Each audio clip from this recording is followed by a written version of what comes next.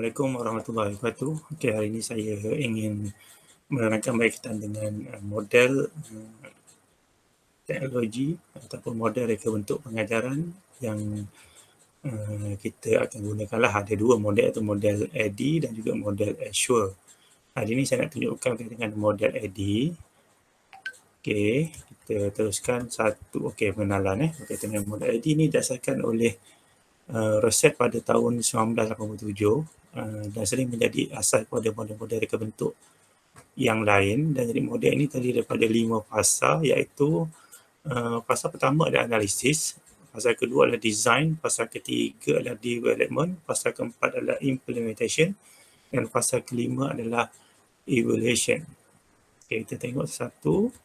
Okey, model ini kita ada satu model yang boleh dikatakan mengikut flow lah.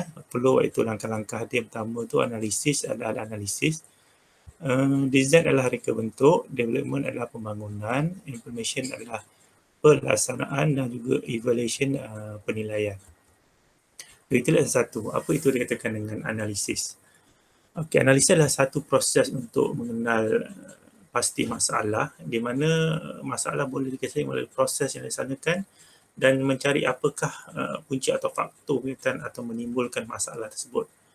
Jadi proses analisis ini melibatkan berbagai aspek, antaranya yang pertama adalah analisis terhadap pengguna, kemudian analisis terhadap persekitaran pembelajaran dan analisis dan juga mengenal matlamat pengajaran. Dalam proses anda untuk mengenal pasti masalah, jadi perkara-perkara ini untuk analisis berkaitan dengan PDP yang akan dilaksanakan, jadi akan menggunakan analisis lah. Okey, yang kedua adalah berkaitan dengan design atau reka bentuk.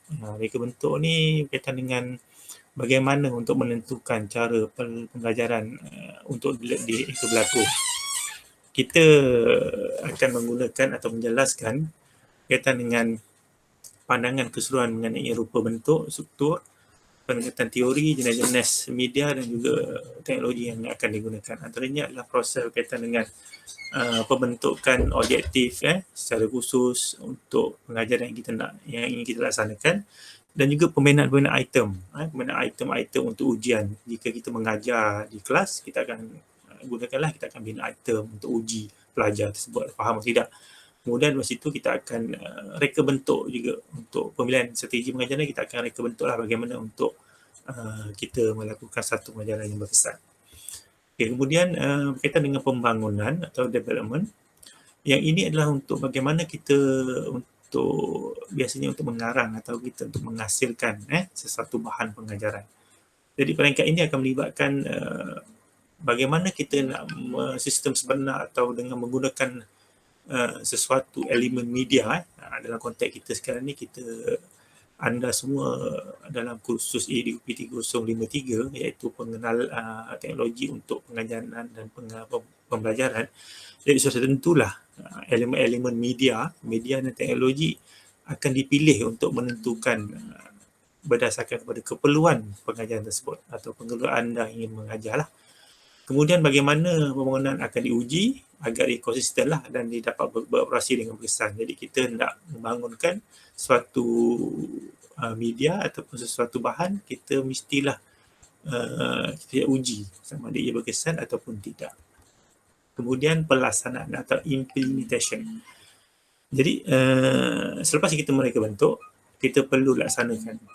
Jadi dalam konteks anda untuk mengajar sesuatu pengajaran, tentulah kita akan melakukan pengajaran yang sebenar dalam bilik darjah nanti. Jadi projek multimedia yang disediakan atau akan diuji kepada pengguna. Dalam konteks kita adalah pengguna anda adalah pelajar ataupun murid-murid anda yang akan dalam bidang anda adalah pengajian Islam ataupun dengan Islam. Jadi bahan-bahan berkaitan dengan pengajaran tentulah kita akan gunakan atau kita akan laksanakan kepada pengguna. Jadi bila berlaku kesilapan, kita boleh kenal pasti pada masa itu dan kita akan tambah baik. Jadi sekiranya berlaku kesilapan, penambahbaikan akan dilakukan dan juga akan digunakan selepas itu. Selepas kita beri pada pengguna sekali, kemudian kita akan dapatkan feedback mereka, kemudian mereka akan daripada feedback tersebut kita akan laksanakan penambahbaikan lah, penambahbaikan apa yang kita akan lakukan penambahbaikan, dan kita akan bagi semula bahan tersebut kepada pelajar atau murid untuk digunakan sepenuhnya. Jadi ia akan berkesan lah. Kemudian evaluation atau penilaian. Jadi peringkat ini adalah untuk memberi impak kepada pengajaran. Selepas anda melaksanakan kesemua proses AD tadi, daripada aspeknya analisis kita, kemudian kita buat design, reka bentuk, kemudian kita development, kita buat pembangunan, kemudian kita implementation, kita laksanakan, kemudian kita evaluate, itu untuk kita nilai.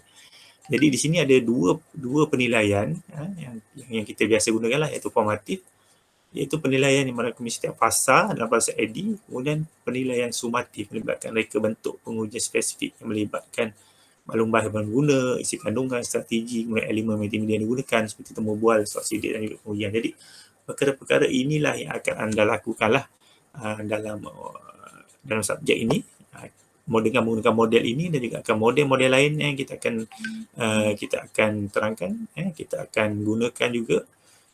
Mungkin kita akan buat perbandingan. Sebab ini untuk tugasan seterusnya atau latihan yang keempat, anda perlu mengeluarkan apa itu AD dengan menggunakan apa sajalah, sama ada infografik ke ataupun menggunakan interaktif.